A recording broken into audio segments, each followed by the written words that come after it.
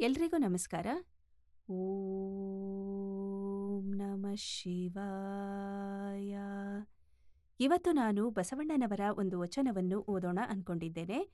ಇಂತಪ್ಪ ಅನ್ಯಾಯದ ಸುಳುಹ ಅಹುದಹುದರಿದು ಜಂಗಮಸ್ಥಲ ಇಂತುಂಟಲ್ಲದೆ ಎಂತುಂಟು ಹೇಳ. ಪ್ಯಾಯವನರಿಕೆಯ ಫಲಬ ಕಾಣಬಾರದು.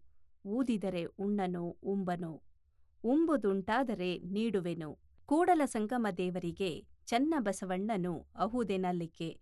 ಈ ವಚನದ ಭಾವಾರ್ಥ ಈ ರೀತಿಯಾಗಿದೆ.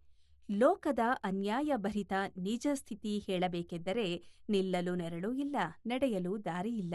ತಮ್ಮನ್ನು ತಾವು ಕಂಡುಕೊಂಡವರಂತೂ ಇಲ್ಲವೇ ಇಲ್ಲ. ತೃಪ್ತಿಯ ದಾರಿ ನೋಡಲೇ ಕೂಡದು.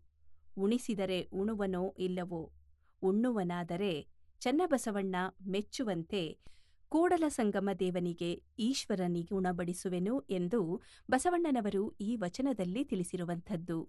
ಶರಣು ಶರಣಾರ್ಥಿಗಳು.